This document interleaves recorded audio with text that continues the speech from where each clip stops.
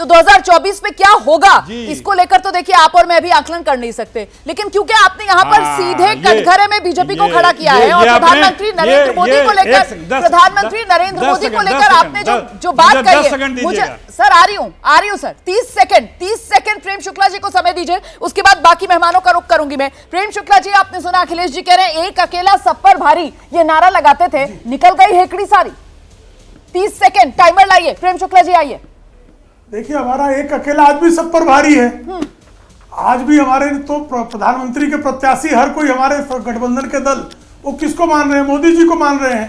राहुल गांधी को, यूपीए के सारे घटक दल, क्या उनको जो है, जो इनके साथ जो कल आज बेंगलोर में जो रात्रि भोज करने वाले हैं और कल जो बैठक करने वाले हैं, क्या वो राहुल गांधी को अपना प्रत्याशी प्रधानमंत्री पद का मान रहे हैं? तो एक अकेला राहुल गांधी के सारे खानदान पर भारी पड़ गया, सारे सेकुलर दलों पर भारी पड़ गया, सारे राष्ट्रद्रोहियों पर भारी पड़ गया, पाकिस्तान पर भारी पड़ गया, घुसकर मारा। अब पाकिस्तान पे घुसकर मारा तो जो पाकिस्तान के सामने दुम दबा देते थे कि जब हेमराज का सिर काटकर पाकिस्तान की सेना ले जाती थी तो जो दुम दबा के बैठ जाते थे, सेकंड हो गया सर, सेकंड हो गया। मैं बाकी मेहमानों के पास जल्दी रुक कर लेती हूँ। राजकुमार भाटी जी प्लीज आइए।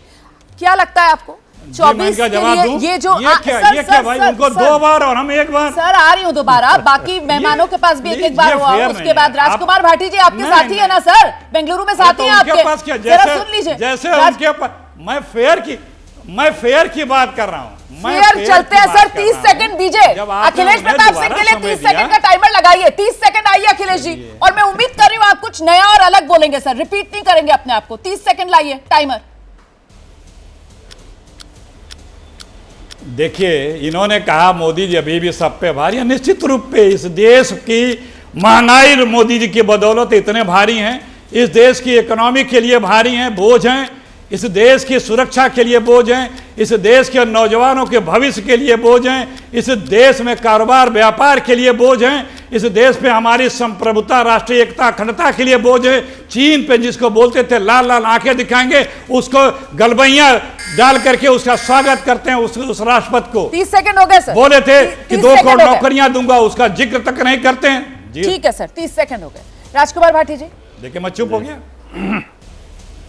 लेकिन कुछ नया नहीं बोला गया। आपके जो प्रेम शुक्ला जी प्लीज अब बाकी मेहमानों को सुन लीजिए। क्या मोदी को हराना मुमकिन है? राजकुमार भाटी। रतन तो विद्या नहीं, प्रेम शुक्ला जी के शब्दों में आपको भारतीय जनता पार्टी का भय नजर नहीं आया क्या? भारतीय जनता पार्टी कितनी डरी हुई है इस गठबंधन से।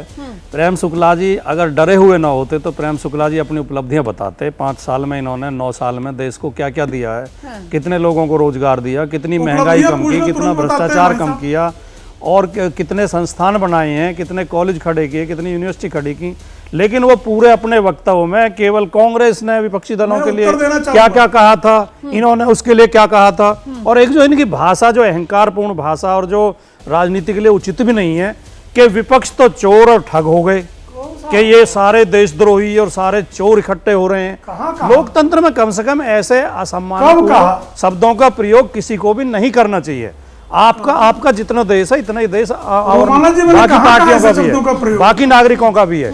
ये जो बेंगलुरु में मीटिंग हो रही है, जो विपक्ष का गठबंधन, शुक्ला जी आप उखड़ क्यों रहे हैं? आएगा आपका नंबर, उसके बाद आप खूब बोलेंगे, आपको समय मिलेगा। सर आप बीजेपी के प्रवक्ता हैं, वो बीजेपी को लेकर बोल रहे हैं सर, जो बीजेपी के नेता बयान दे रहे हैं उसके लिए ये जो गठबंधन बन रहा है देश के भविष्य को लेकर बन रहा है, देश के लोकतंत्र को बचाने के लिए, देश के संविधान को बचाने के लिए है। जो रोजाना भारतीय जनता पार्टी ने हालत देश की कर दी है कि जब अमेरिका में सवाल पूछा जाता है, मोदी जी कहते हैं मेरे रगों में लोकतंत्र है, मेरे देश की, देश में किसी को कोई खतरा नहीं है। और उसके अगले दिन 24 घंटे भी नहीं बीते होते कि आगरा में बजरंग दल के गुंडे जाके वहां एक जो ईसाई मिशनरी के जो प्रिंसिपल है स्कूल का, उस प्रिंसिपल के कपड़े फाड़ देते हैं, वहां पे पथराव करते हैं।